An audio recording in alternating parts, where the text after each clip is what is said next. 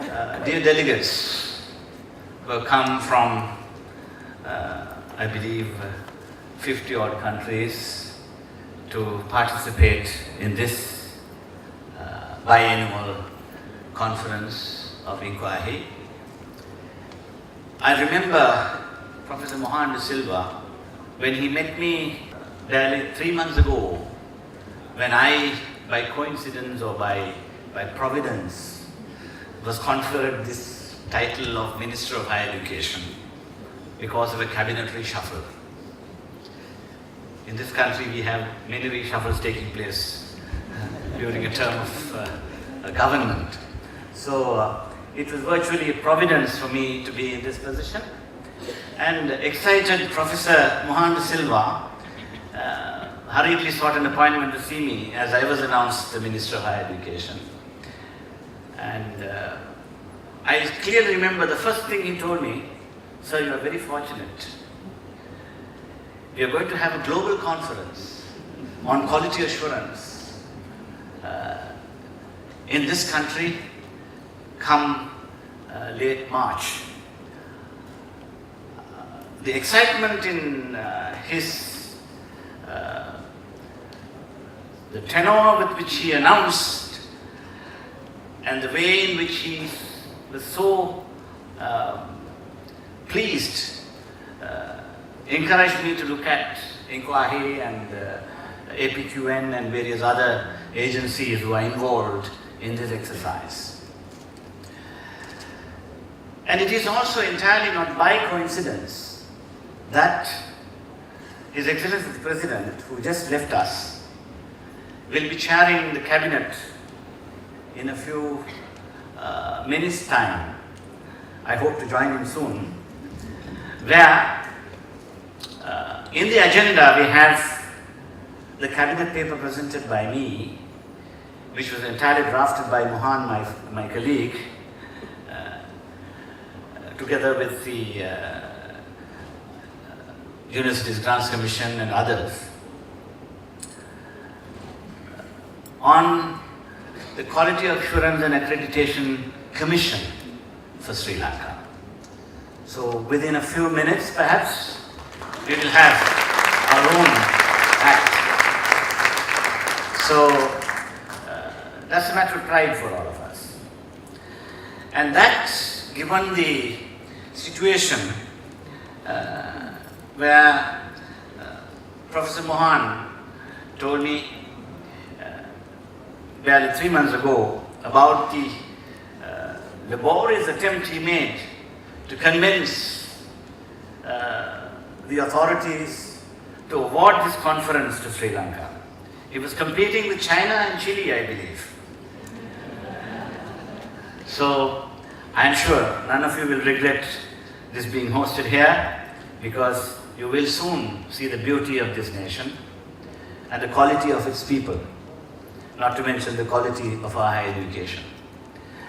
So ladies and gentlemen, we are just on the threshold of trying to have our own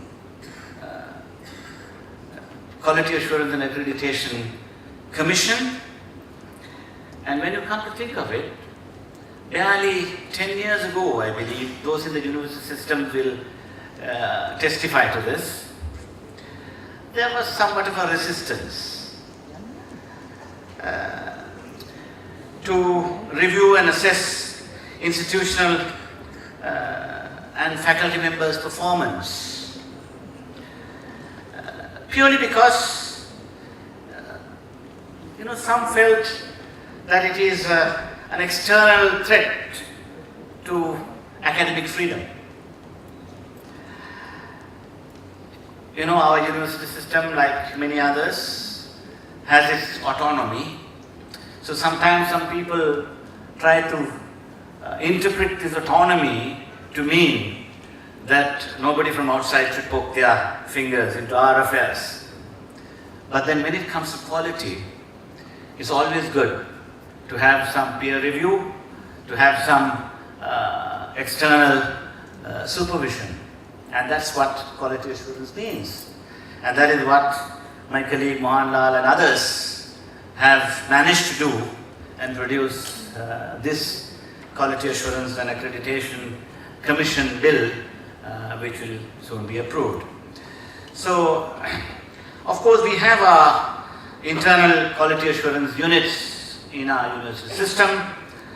The UGC has its Quality Assurance and Accreditation Council, with mandate for external quality assurance of our public universities. But what was lacking was that we didn't have sufficient supervision of our private universities, which was operating with various accredited functions. So a domestic quality assurance system doesn't mean that we are going to replace the existing ones. As far as the international accredited universities are concerned, we are going to complement them. We're going to to accreditation agencies through our commission, so that we will have some assurance of the quality of international degrees that would be awarded through our own institutions that have been set up through various means. So, ladies and gentlemen, it is indeed a real pleasure for me to be part of this exciting event today. But what we see is that teaching and learning needs to be modern, keeping in touch with the new trends. So, active learner-centered teaching and outcome-based education is the new approach. And in that regard, it is important to combine academic excellence with good socio-emotional skills to face the 21st century.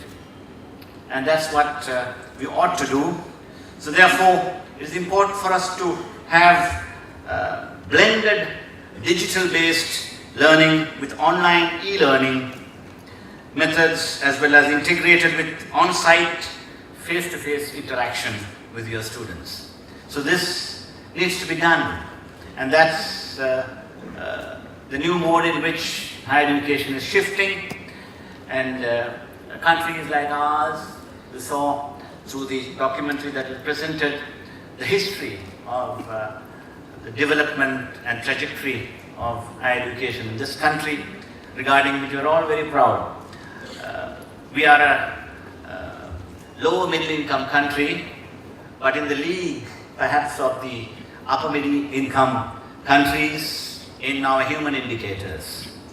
Our birth rate, our life expectancy, and also our literacy is very much ahead of our peers in the region.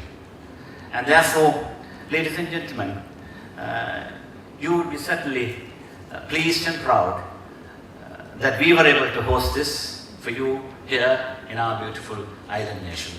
So enjoy your stay here, and I congratulate all of you ahead of the achievements that you would make through this conference. Thank you.